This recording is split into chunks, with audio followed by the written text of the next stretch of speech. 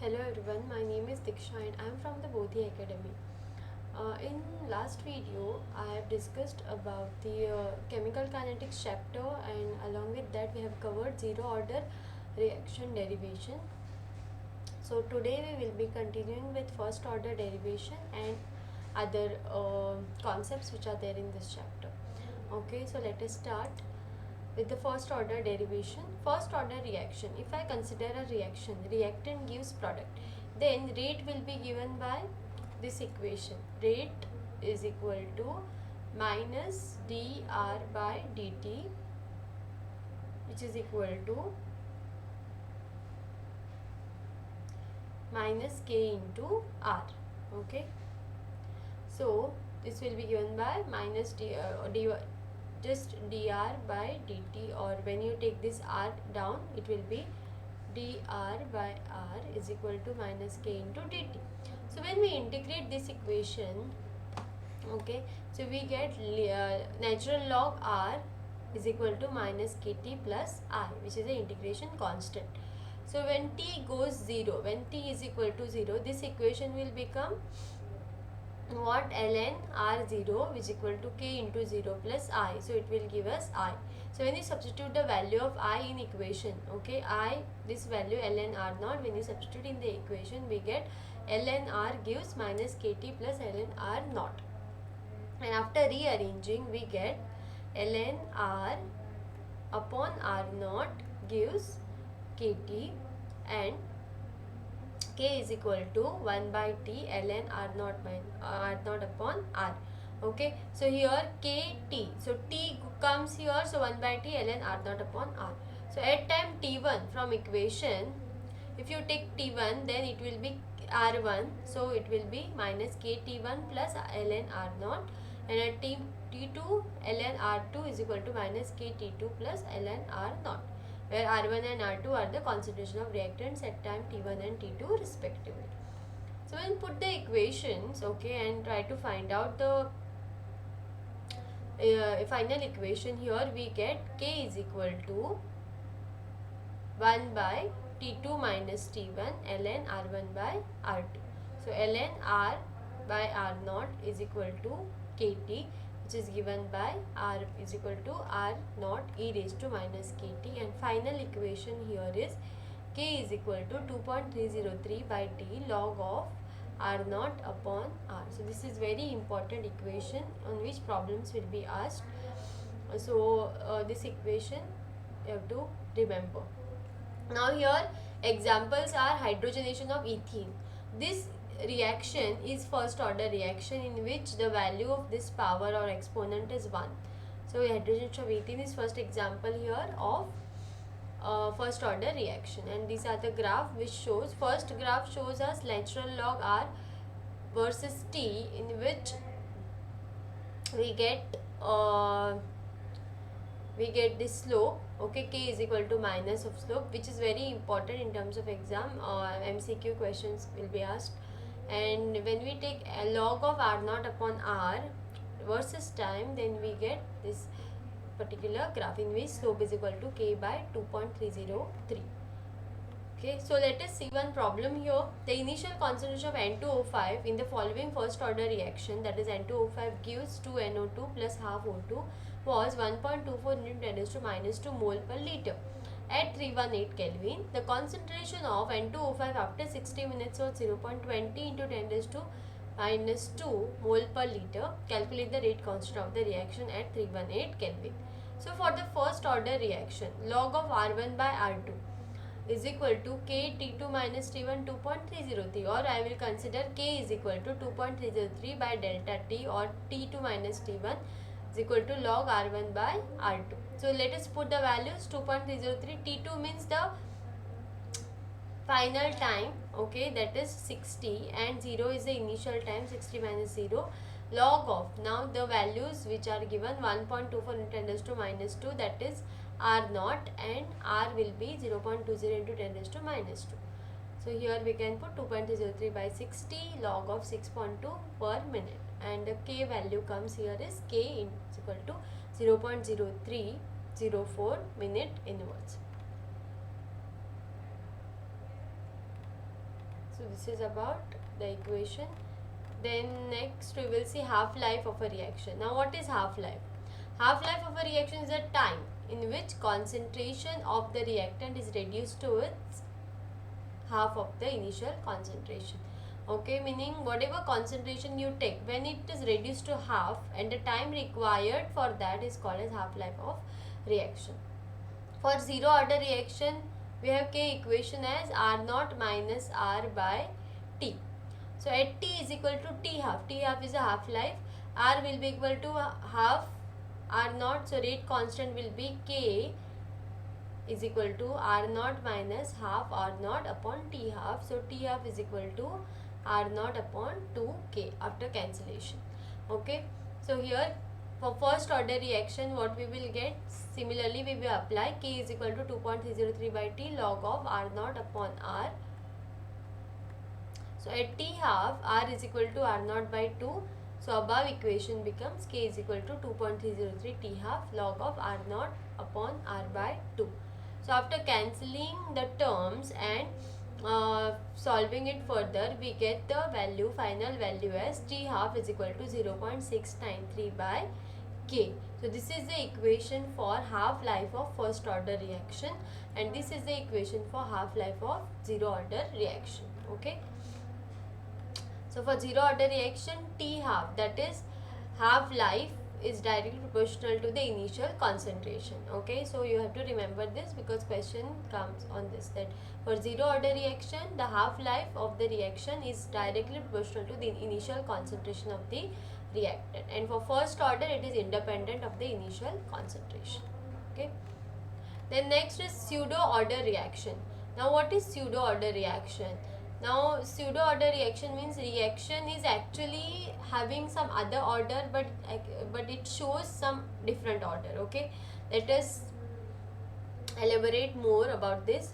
The order of the reaction is sometimes altered by conditions, meaning the conditions which are responsible for this change, that is alteration, because of that only we get pseudo order reaction. So for example, we will consider a reaction between two substances when one reactant is present in large excess. So example here is hydrolysis of ethyl acetate. So in this reaction, 0.01 mole of ethyl acetate is taken with 10 mole of water. So as compared to water concentration, ethyl acetate concentration is very less. Amount of various constituents at the beginning, T is equal to 0, and completion T of the reaction are given as under, that is ethyl acetate plus water. So ethyl acetate is 0.01 mole and H2O is 10 mole. In presence of acid, when you do the hydrolysis, what happens here? We get acetic acid and alcohol. Okay, and that doesn't matter actually. Here what we have to see, the rate. The concentration of water does not get altered much during the reaction. That means since the difference in concentration between the ethyl acetate and water is so much, the concentration of water will not get altered much. So that's why rate is given by K dash CH3COO2H5, that is ethyl acetate, into concentration of water, and water can be taken as a constant because there is no change occurs in the concentration of water. That's why rate only depends on the concentration of ethyl acetate. Actually there are two reactants, but rate depends on concentration of one reactant. That's why it is called as pseudo first order reaction. Okay, so this is the reason why it is called as pseudo first order reaction. Now one of the important example here is inversion of cane sugar, in which we take cane sugar and carry out the hydrolysis. In presence of acid, we get glucose and fructose. So rate depends only on the cane sugar or the sucrose. Okay, then about temperature dependence of the rate of the reaction. It was found that for a reaction with rise in temperature by 10 degree, the rate constant is nearly doubled. Meaning if you increase the temperature by 10 degree, rate constant is double, that is K is double. So the equation is given by K is equal to A into e raised to minus EA by RT. This is called as Arrhenius equation, where A is the Arrhenius factor. This capital A is the Arrhenius factor or the frequency factor, and called as pre-exponential factor. EA is the activation energy, R is the gas constant, T is the temperature. Okay. Now here this equation can be modified or can be written in other form, and that we will see. Before that, we will just discuss the theory here about activation energy. The energy required to form the intermediate called as activated complex. Okay, this is called as activation energy. And reaction coordinate represents the profile of energy change when reactants change into product. Meaning reactants, okay, suppose if you take this reaction, H2 plus I2 gives HI.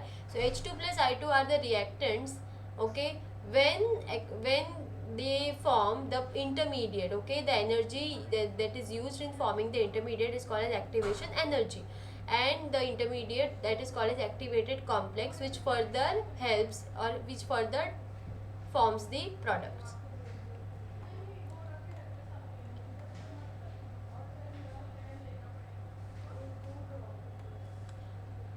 Okay, so distribution of curve showing energy among the gaseous molecules, fraction of molecules here.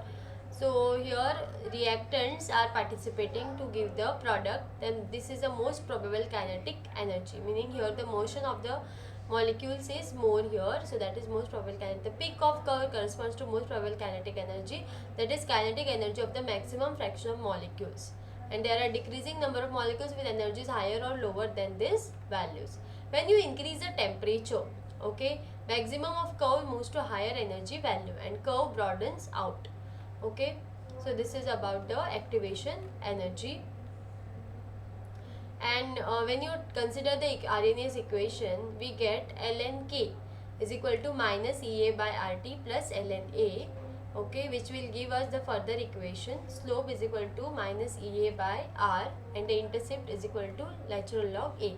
So after combining all the equations, okay, we get a final equation for the activation energy EA, that is log K2 upon K1 is equal to EA by 2.303 R into T2 minus T1 upon T1 into T2. Okay, so this is the equation mostly we use to find the value of this EA, that is activation energy. Okay, and this is a graph which shows the relation between natural log K and 1 by T.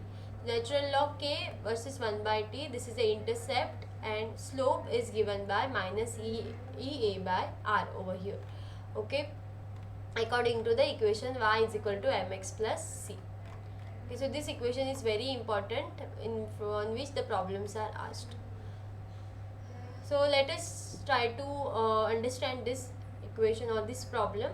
The rate of constant of reaction at 500 Kelvin and 700 Kelvin are 0.02 second inverse and 0.07 second inverse. So these are the rate of the reaction. The temperature, initial temperature is 500, finally 700, and rates at those particular temperature is 0.02 and 0.07. So here we can substitute the values here. Log of K2 by K1. K2 is what? K2 is the value of constant at temperature 700. So that is 0.07. So 0.07 will come here. Then 0.02 is K1, which will come here, which is equal to EA by 2.303 into R. R is 8.314, which is a gas constant, and into T2 is 700 minus T1 is 500 upon 700 into 500. So this will give us this equation. After substituting the values, we can find this 0.07 and 0.02 value after finding the log, and then after simplifying all the values, we get the answer as 18230.8 joules. Okay, and if I want this into kilojoules, okay, what I have to do, I have to just write 18230.8 into 10 raised to minus 3. So this will be 18.230 into 18.230 kilojoules. Okay, this is the equation through which we find EA, that is activation energy. Next is effect of catalyst. Now catalyst is a substance which increases the rate of reaction without undergoing a permanent change. For example, manganese dioxide MnO2 catalyzes the following reaction, that is perchlorate gives potassium chloride and oxygen. So catalyst not be used when the added substance reduces the rate of reaction. The substance is then called as inhibitor, because catalyst increases the rate of reaction. Okay, So according to the theory, catalysts participate by forming temporary bonds. Okay, it will, like as we have studied in surface chemistry, it will not form permanent bonds, it will form just temporary bonds for the reaction to take place, and then those bonds will not exist. So then the reaction takes place and products are formed. Okay, so catalyst provides alternate pathway or reaction mechanism by reducing the activation energy between the reactants and products. So it lowers the potential energy. Okay, then next is a collision theory of chemical reactions. Collision theory means how the molecules collide. Okay, the based on the theory. So here the number of collisions per second per unit volume of the reaction is known as collision frequency. Okay, how much collision takes place, okay, per second per unit volume is called as a collision frequency. So if you have a reaction A plus B gives products, rate of the reaction is expressed by rate is equal to ZAB raised to EA by RT, where ZAB represents the collision frequency of A and B, meaning A molecule and B molecule. Okay, so here A and B and E raised to minus EA by RT represent fraction of molecules with energy equal to or greater than EA, that is activation energy. Okay, now this equation predicts the value of rate constant fairly accurately of the reaction involve atomic species or simple molecules, but complex molecules significant deviations are observed. Okay, so here when you have simple molecules you can easily study it, but when you have complex molecule there are deviations or alterations which are observed. Then yeah, this is about that energy, which is just you need to understand the theory, because this is not asked basically in exam. Only the important things which are asked from this chapter, the important things which are asked is, first of all, the fixed question is of derivation. Okay, so as I have discussed, the first order derivation, zero order derivation, any one of this is asked during the exam. And then during exam this will be asked.